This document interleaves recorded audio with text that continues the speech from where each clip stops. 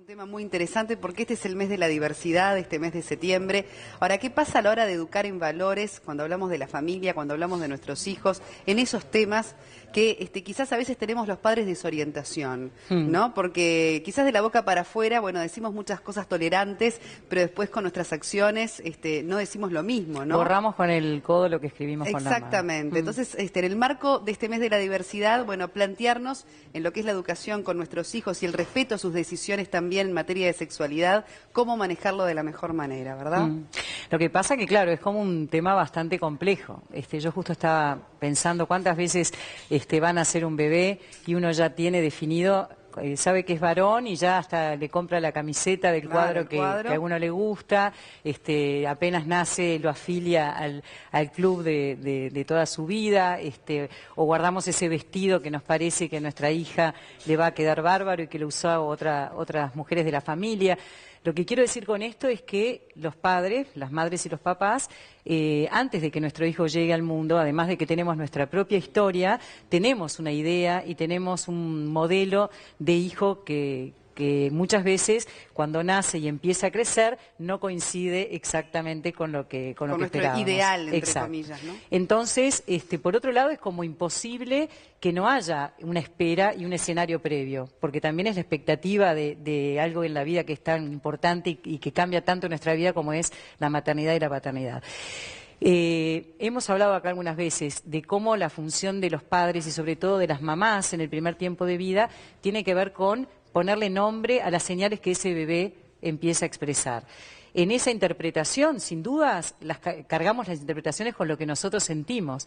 A veces nos reíamos acá diciendo, bueno, una es friolenta y el bebé llora y lo abrigamos, cuando de repente está muy lejos de lo que le pasa a ese niño, la respuesta que nosotros accionamos. Esto que en lo concreto con este tipo de conducta se ve, también lo hacemos en lo emocional. Entonces, cuando el niño empieza a expresarse y empieza a manifestarse, también vamos intentando segmentar y parcializar eso hacia caminos que nosotros tenemos pensados de antemano genera muchas veces en el niño mucho desamparo, cuando él empieza a sentir cosas distintas y no es escuchado o no es visto por mamá y papá, ¿no? No es fácil porque ser padre y ser madre es, les podría decir, como la expansión del ego mayor que se puede tener. Entonces, cuando el hijo no es lo que nosotros creíamos o nuestra hija no es como nosotros creíamos, de alguna manera también nos cuestionamos en qué nos equivocamos, ¿no? Hay cifras que se divulgaron la semana pasada, incluso las destacamos aquí en Buen Día Uruguay, que hace referencia a la discriminación que surge desde lo más íntimo del seno familiar, ¿no? Y son alarmantes las cifras, ¿no? Se detallaba, de acuerdo a un censo que hubo la semana pasada, de personas sobre todo trans, personas trans, exactamente, que desde la propia madre, el padre, hermanos, primos, el porcentaje de discriminación o de no aceptación de esa realidad eran elevadísimos, y eso generaba consecuencias muy serias después para la continuidad con los estudios, la inserción laboral, el seguir en el hogar paterno, materno. ¿Cómo debemos entonces, o a quién debemos recurrir en caso de ir advirtiendo una situación de esas características para, tratar de tener un vínculo mejor entre los integrantes de una familia? Sobre todo lo que genera además esta no aceptación es un agujero muy importante a nivel de la autoestima. Cuando una persona siente que está en un cuerpo que no lo representa en cuanto a su deseo y no puede ser aceptado por las personas que más lo quieren y a quien más quiere, debe ser un dolor muy grande. Entonces, lo primero que tenemos que considerar, yo cuando trabajo con familias siempre les preguntamos, bueno, ¿y qué es lo que quieren para sus hijos? Y los padres suelen decir, quiero que mi hijo sea feliz. El tema es, ¿qué implica ese concepto de felicidad para el otro? Porque la realidad es que el partido verdadero se juega cuando uno sigue deseando la felicidad para nuestros hijos, aunque no encajen exactamente en lo que nosotros quisimos o creímos que iba a ser.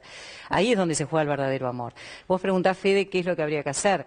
Para empezar, revisar qué nos pasa a nosotros cuando nuestro hijo no piensa o no siente como nosotros quisiéramos, porque generalmente ese espejo en el que nos vemos nos muestra cosas propias que no aceptamos o que nos duele aceptar. Y por otro lado hay muy poca humildad con los hijos para poder aprender de la cantidad de cosas que ellos nos pueden enseñar. Sentir que más que poder determinar la vida de nuestros hijos, a veces simplemente tenemos que ser compañeros y testigos de lo que les va pasando, conociéndolos y entendiendo que la única forma de vivir no es la que uno cree. Digo Claro. que... Pero algo habla de nosotros como sociedad, que el 58% de las personas encuestadas, me refiero específicamente a los trans, dicen haber sido discriminados por sus familiares directos, ¿Y sí? 58%. Es que generalmente la mayor discriminación se da Surge de dentro ahí. del núcleo familiar. Es un reflejo de la Con los sociedad, seres queridos, de lo que que son los pasa que- dentro de... Pero ustedes nos vieron, nosotros, me acuerdo en facultades siempre decíamos por qué hacíamos las prácticas en los hospitales psiquiátricos y siempre eran lejos del centro. Todo lo que a uno lo asusta o lo hace sentir que pierde el control o que son partes de uno que cree que nunca van a pasar, las ponemos lejos. Cuando los hijos nos muestran algo de eso, ¿no? Algo de lo que no controlamos, algo que no conocemos, lo primero que surge es un miedo enorme a sentir que no controlamos al otro, a equivocarnos, a sentir que la falla fue nuestra. Pero también sentir miedo a que sufran, ¿no? Ni que hablar, Digo, porque además es un camino dificilísimo, no es que entren a un...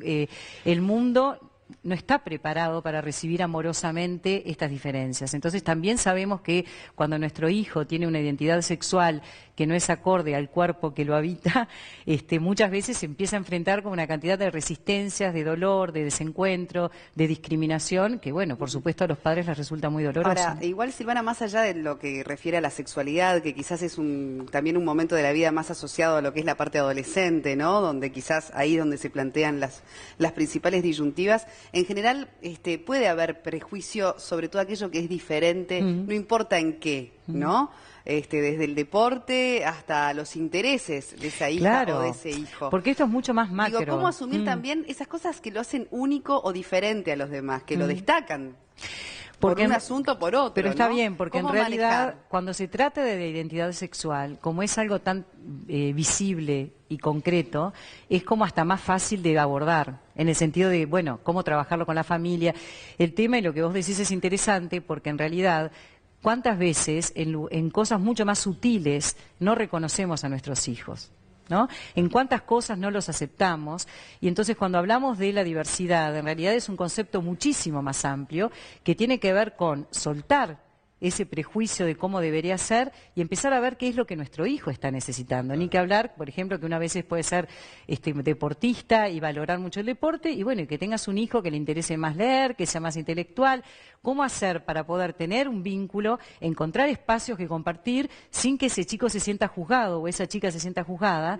Porque en la medida en que se siente juzgado, no va a poder ni expresarse con tranquilidad ni disfrutar lo Y que por lo define. mucho tiempo ¿no? hubo esa teoría de que insistiendo, los padres igual tenían que insistir en su modelo y ser perseverantes. Mira, que a la larga- los niños no entienden y de última después se van a dar cuenta que fue para su bien. No, todos esos conceptos Sí, con los sí, que pero fuimos criados. en general es peor, porque en realidad la esencia se manifiesta en algún momento. O sea, Claro. a la larga o a la corta nadie deja de ser lo que es. Y lo que podemos hacer los padres es alivianar ese camino de encuentro con el propio deseo. ¿Qué quiere decir? Bajando la guardia, no sintiendo que nosotros estamos expuestos, sino que simplemente a veces somos testigos. Los hijos en algún momento nos empiezan a mostrar que ya no están bajo nuestro control ni bajo nuestro dominio. Y poder soltar eso me parece que es como una muestra de amor, ¿no? Yo te desafío a que en 30 segundos me respondas si es un camino sin retorno, el de la discriminación dentro del seno familiar. Como un camino sin Claro, retorno. si una vez que desde un padre, una madre, un hermano, algo surgió una situación de discriminación, con el tiempo puede llegar la reflexión, ¿y qué pasa con esas heridas que dejó esa situación puntual? Bueno, vamos a pensar que en realidad esa persona es como cualquier otra persona a la cual le pasan otras cosas. Entonces también hay una personalidad atrás de quien está transitando este cuestionamiento de su sexualidad. Una persona con determinadas fortalezas, con determinadas debilidades, con determinada historia.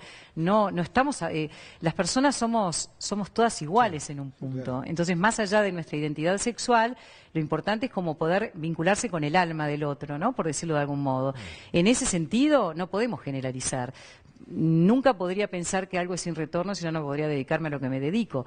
Creo que en ese camino el cuestionamiento y el poder aceptarnos y el poder tener una buena comunicación con nuestros hijos hace que esas heridas se vayan sanando. Y sin retorno nunca. Sí, indudablemente, tenemos que darnos cuenta la importancia y la injerencia que tenemos en la vida de nuestros hijos. Somos muy responsables de cómo nuestros hijos vivan todo esto. Entonces, no olvidarnos que somos sus principales referentes, que nuestro rechazo genera heridas realmente muy profundas y que en la medida en que nosotros podamos codo a codo transitar estas cosas, también vamos a aprender mucho. ¿No? No es que nosotros somos los referentes de ellos, sino también ellos para nosotros mismos, ¿no? Bueno, te invitamos muy interesante, a comer, Silvana, ¿eh? Bueno, ¿qué hacemos? ¿A dónde comer seguimos? pizza. Un tema muy profundo que igual son temas que de vez en cuando hay que volver a tocar, ¿no? Y volver a abordar desde distintas perspectivas.